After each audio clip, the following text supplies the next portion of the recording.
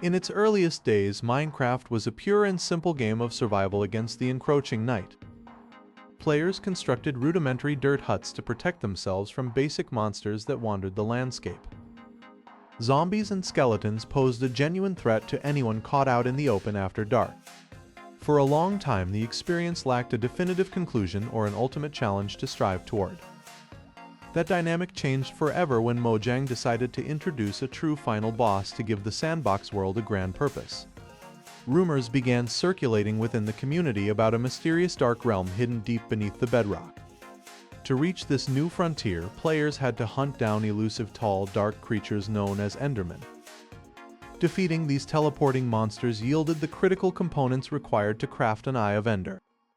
Throwing these magical eyes into the air would guide brave adventurers toward a buried stronghold. Tracking the trajectory of the floating eyes meant traveling thousands of blocks across vast biomes. Deep underground, the eyes would suddenly dive straight down into the cold stone floors. Excavating downward revealed ancient moss-covered brick structures built by an unknown civilization. These strongholds were dangerous mazes filled with iron bars, iron doors, and aggressive silverfish spawners. At the heart of the complex lay the portal room, suspended over a pool of bubbling orange lava. Placing the final Eye of Ender into the vacant frames activated a swirling cosmic void. Stepping into the dark abyss instantly transported the player into an entirely different dimension. This new realm, simply named the End, was a desolate collection of islands floating in a starry void. The ground beneath was made entirely of pale yellow end stone that muffled the sound of footsteps. Towering obsidian pillars reached high into the sky, arranged in a perfect, ominous circle. Atop each column rested a glowing end crystal pulsing with raw, volatile magical energy. Suddenly, a massive black dragon materialized from the dark sky with a thunderous roar. This was the Ender Dragon, the ultimate guardian of the realm and the game's very first true boss. Early players quickly realized that attacking the dragon directly was a futile effort. Beams of healing energy would connect the crystals to the dragon, rapidly restoring her health. To have any chance of victory, players had to systematically destroy every crystal on the field.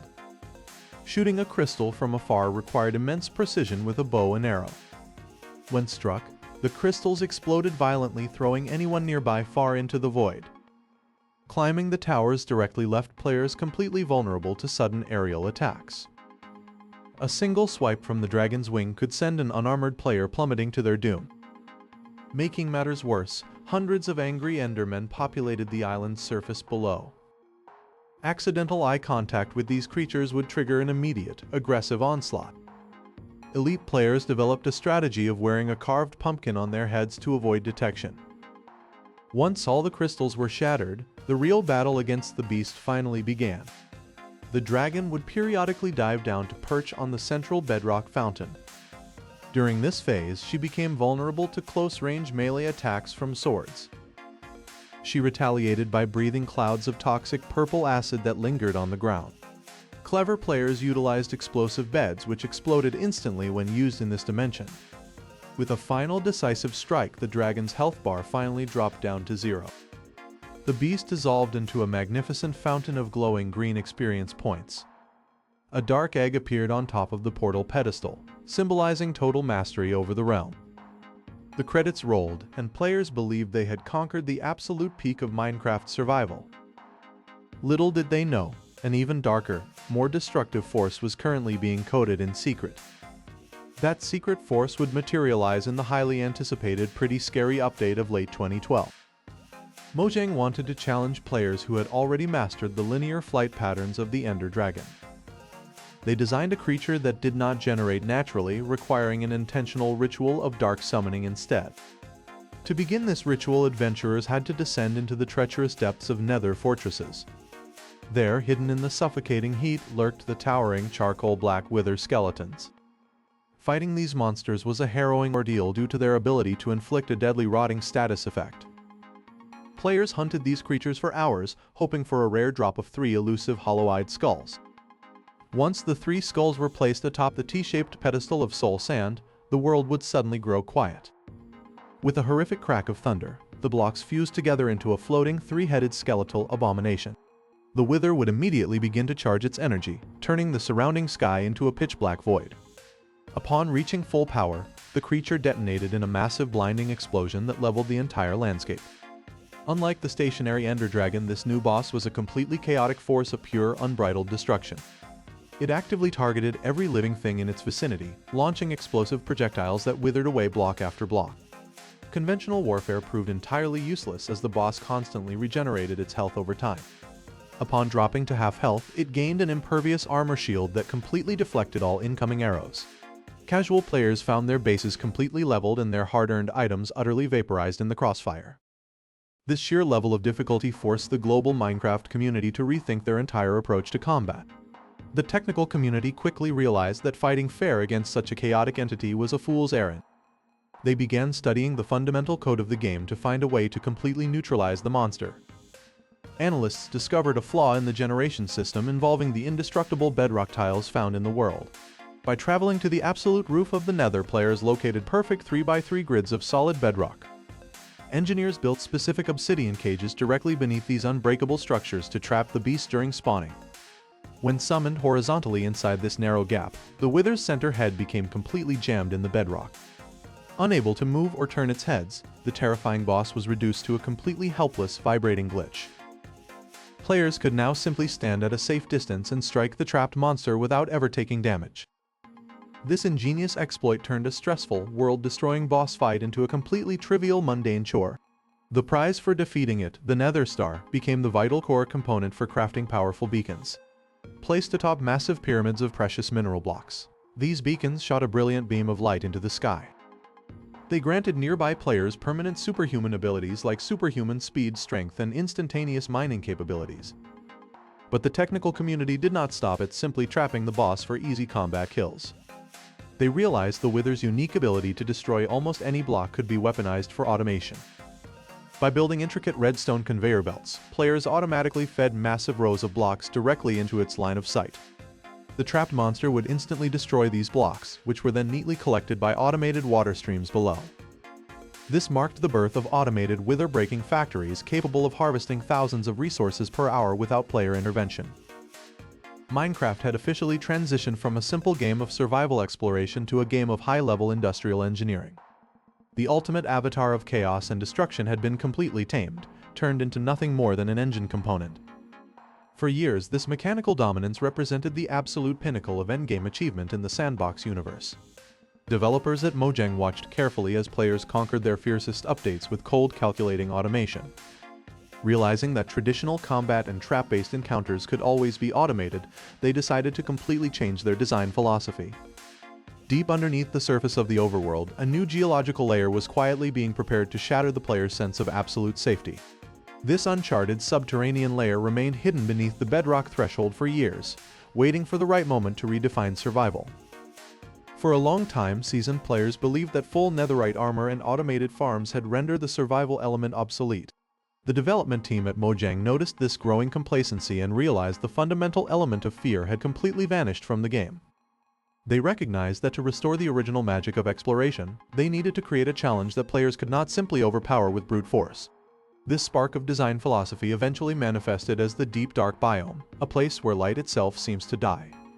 As adventurers descend past the traditional diamond layers, the familiar stone blocks give way to an unsettling organic alien substance called skulk. This dark, vein-like material blankets every surface, absorbing all sound and creating an atmosphere of absolute stifling isolation. Walking through these corridors feels less like exploring a digital cave, and more like stepping inside the digestive tract of a living, breathing organism. The true danger of this ecosystem lies not in its passive hazards, but in its sophisticated, interconnected acoustic alert system. Every footstep, every misplaced block, and every broken tool sends physical sound waves rippling through the dark air. The hypersensitive skulk sensors catch these acoustic vibrations instantly, flashing with a sudden, violent burst of cyan energy. That energy travels rapidly across the organic network until it reaches a much more sinister block known as the Skulk Shrieker. When activated, the Shrieker releases a horrific soul-rending scream that echoes through the cavernous depths and inflicts the darkness effect. Suddenly, the player's vision begins to pulse violently, periodically plunging their entire screen into pitch-black oblivion. This mechanical blindness strips away the player's primary advantage, forcing them to rely entirely on sound to survive. One mistake does not seal your fate, but the Shriekers are patient, tracking your transgressions across the quiet environment. Upon the fourth warning scream, the ground itself begins to tremble violently as the ultimate penalty is summoned from beneath. Rising slowly from the skull-covered earth comes a monstrous creature of unparalleled terrifying proportions. This is the Warden, a towering sightless manifestation of the Deep Dark's collective malice. Unlike the Ender Dragon or the Wither, the Warden was never designed to be a traditional boss fight for the player to conquer. Mojang intentionally designed its statistics to be completely absurd, boasting an astronomical 500 points of health. To put that in perspective, that is significantly more health than the Ender Dragon and the Wither combined. Furthermore, a single melee strike from its massive hands can instantly kill a player wearing full unenchanted diamond armor. It is not a boss meant to be added to a checklist of trophies, it is a walking disaster meant to be avoided at all costs. Because the creature is completely blind, it navigates its environment entirely through its incredible senses of hearing and smell. If you walk normally, sprint, or even open a storage chest within its domain, its ears will twitch and it will head directly to your position.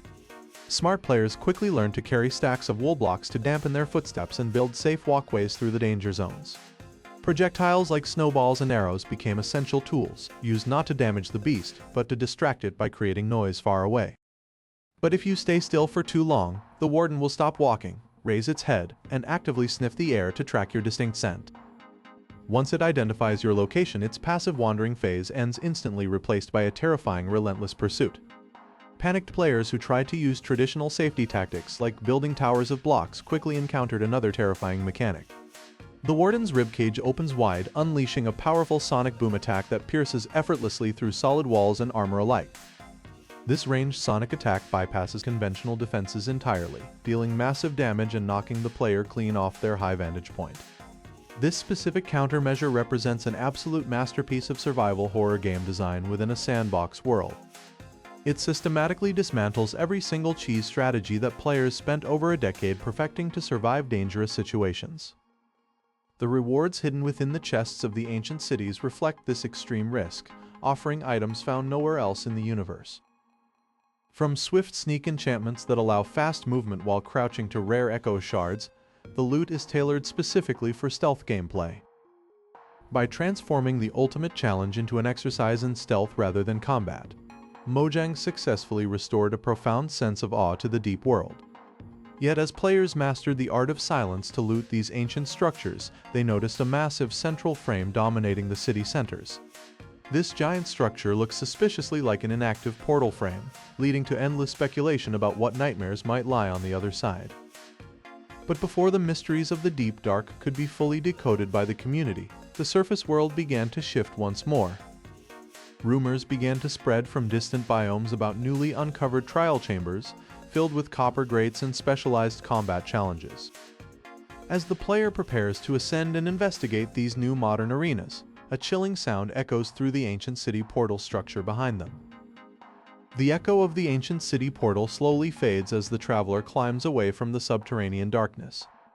Above the deep slate layers, a completely new type of structural challenge awaits discovery within the copper-lined earth. These newly uncovered structures are known as trial chambers, representing Mojang's modern philosophy of explicit combat arenas. Unlike old procedurally generated fortresses, these complexes are deliberately designed to test player reflex and adaptability. Stepping over the thresholds of these copper halls activates the unique trial spawners buried within the floors. These spawners scale their difficulty dynamically based on how many adventurers enter their proximity radius. From the mechanical cages, specialized hostile entities emerge to assault the player from multiple angles simultaneously. Among these new adversaries is the Breeze, a mischievous elemental creature that controls the power of wind. The Breeze fires high-velocity wind charges that do not cause direct damage but violently disrupt positioning. These wind blasts detonate against doors, trapdoors, and levers, constantly altering the battlefield environment in mid-combat. Simultaneously, bogged skeletons emerge to fire venomous arrows that slow down player movement speed significantly. Managing multiple status effects while navigating moving hazards forces players to think beyond basic weapon swinging. This complex design represents a complete departure from the simplistic combat encounters of early versions. Over the years, Mojang realized that overpowered gear had trivialized much of the game's survival element. The introduction of weapon cooldowns in the historic combat update was only the first step in fixing this balance. Modern updates introduced the mace, a devastating weapon whose destructive power scales directly with fall distance. Landing a perfect smash attack from the sky completely negates fall damage while dealing massive area of effect knockback. This high-risk, high-reward mechanic rewards precision movement and synergetic item use like wind charges. For the most daring players, consuming an ominous bottle triggers a far more brutal challenge within these walls. The standard trial spawners instantly transform into ominous spawners, burning with a menacing blue flame. These upgraded trials outfit emerging monsters with elite enchanted armor and dangerous weapon variations. Projectiles and potions drop directly from the ceiling above, forcing players to constantly dodge environmental hazards. Surviving this intense onslaught requires complete mastery over every combat mechanic introduced across the game's history. The reward for this ultimate trial is the coveted trial key, used to unlock the vaults of rare treasures. Unlocking these vaults yields rare enchantments, heavy cores, and patterns that symbolize absolute mastery over modern survival. Looking back from these advanced arenas to the game's alpha days reveals an unbelievable design journey. Minecraft began as a simple sandbox where surviving the night against a basic green creeper was the ultimate achievement. The community initially filled gaps in difficulty by inventing their own hardcore rules and competitive survival trials. Recognizing this passion, the developers slowly transitioned from accidental challenges to deliberate endgame design. The Ender Dragon laid the foundational blueprint for multi-stage boss fights inside an entirely separate dimension. The Wither then pushed mechanical complexity further, forcing players to manage environmental destruction and summon requirements. Then the Warden redefined horror by shifting the goal entirely from traditional combat to stealth and absolute evasion. Now, trial chambers unify all these philosophies into a perfect loop of repeatable, engaging, and dynamic combat. This evolutionary arc ensures that veterancy never leads to boredom within the ever-expanding blocky universe. The conflicts that once terrified the community have become milestones that every single player can learn to conquer. Survival is no longer just about hiding from the night, but about stepping purposefully into the grand arenas of legends. Every boss defeated, every trial chamber conquered, and every close escape writes a permanent chapter in your unique world. As Mojang continues to build upon this legendary foundation, the ultimate limits of challenge will keep shifting higher. The true spirit of the game lives on within that eternal drive to face the unknown, gear up, and transcend your limits. No matter how far the design evolves, the ultimate choice to step forward into the danger remains entirely yours.